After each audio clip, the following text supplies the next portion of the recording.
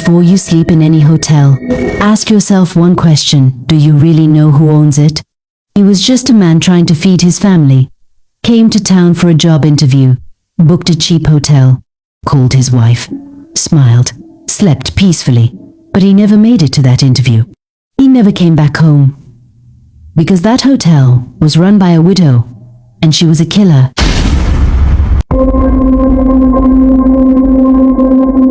At the edge of Lakeside Town, just before a narrow, quiet road led into the bushy path, there stood a small hotel painted brown and cream. It had only 10 rooms. Nobody ever called it beautiful. It was basic, cheap, and quiet. People only lodged there because it was affordable, especially those who didn't plan to stay long. It was called Sunlight Guest House. The owner was a woman called Mama Grace, a widow in her early 60s. Her hair was always tied in black scarves, and she wore large, dull gowns that made her look harmless. But there was nothing harmless about her. Nobody in Lakeside Town really knew who she was or where she came from. People only whispered that her husband had died mysteriously years ago, and since then, she had run the hotel alone with her son Kenny. Kenny was in his early 30s. He looked calm in public, soft-spoken, always smiling, but anyone who crossed his path in private would see his true face. He was as evil and cold as his mother, maybe worse. They had a secret, a dark, bloody secret. The hotel was a slaughterhouse. Not every guest was a victim. Only the unlucky ones, those who were alone, had no family nearby, or were desperate enough to lodge in such a cheap place. They were chosen carefully, lured, watched, and when the time was right, sacrificed. The blood fed the spirits Mama Grace served. The pieces were used for rituals, wealth, protection, long life. Some parts were buried. Some were sold. Others were taken far away in the back of a van by Kenny. No trace. No story. They thought they were too clever to be caught. Until one day, a stranger comes to town. Michael James was a man of hope. He had a small family, a beautiful wife, Linda, and 2 lovely kids, Sammy and Tina. They lived in a small 2-bedroom apartment in a crowded city. Things weren't perfect, but there was love in their home. The kind of love money can't buy.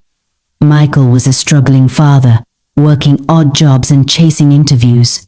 When he finally got a message inviting him for a job interview in Lakeside Town, he was overjoyed. That job could change everything. He told Linda. She prayed with him.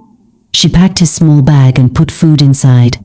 Their kids hugged him tightly before he left. "Daddy, bring us meat pie," little Tina shouted. Michael laughed. "I'll bring you meat pie and chicken if I get the job." It was late evening when Michael arrived in Lakeside. His friend, Tony, who also got invited to the same interview, had already booked a room at a decent hotel in the center of town. But Michael, always trying to save money, found a cheaper option, Sunlight Guest House. He entered the guest house. The lights were dim. The air was heavy. A quiet boy at the front desk gave him a key and pointed him to room 4. Inside, Michael settled down. He took a quick bath, wore a clean shirt, and sat on the bed with his phone. Michael video called his wife. "Sweetheart," he smiled. "I'm here." "Thank God," Linda smiled back, her kids waving in the background. "How was the journey?" "Stressful, but I'm okay. The hotel is small, but I'll manage." He turned the camera around, showing her the room. "Look, the bed is fine. See the menu too. They even sell rice and pepper soup." Linda laughed. "Just sleep well and do well tomorrow. I'm so proud of you." "I love you," Michael said. "I love you too," she replied. "Good night." That would be the last time she ever saw her husband. It was around 1 a.m. when room 4 opened slowly with a master key. Michael didn't wake up immediately, but when he did, it was because of the sharp pain in his ribs. Someone had kicked him hard. He opened his eyes to see 4 masked men, one of them holding a machete. Another held a camera.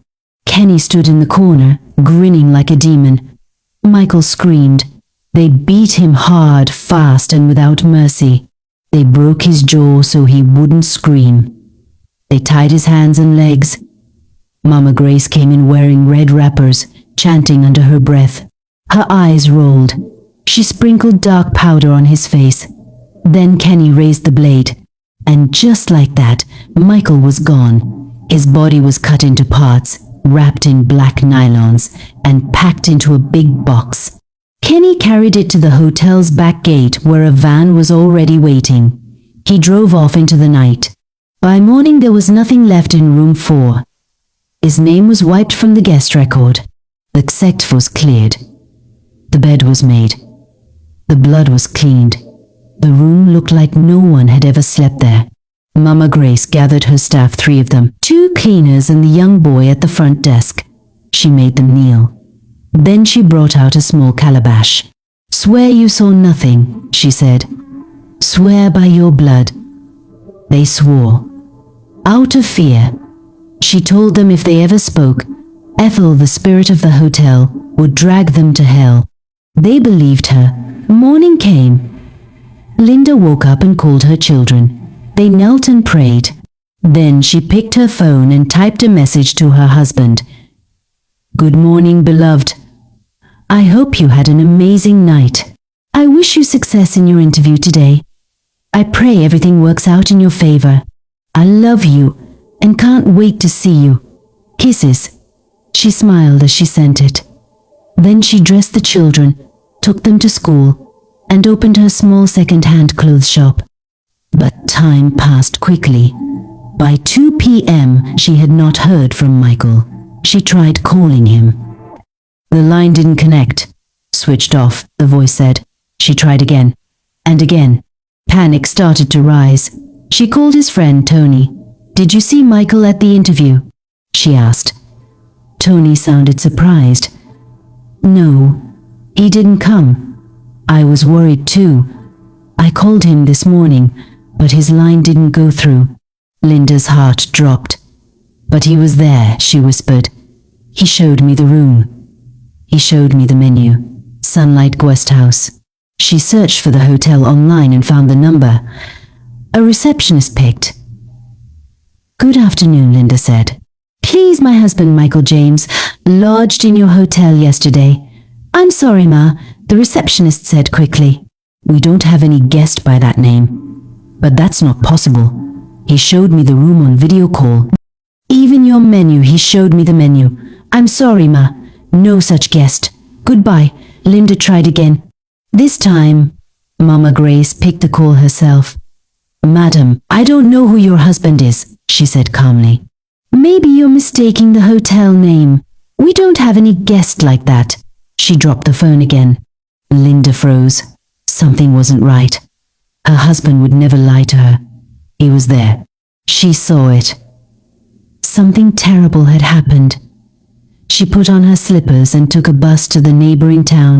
Immediately she got there, she marched to the police station. "Officer, I want to report a missing person.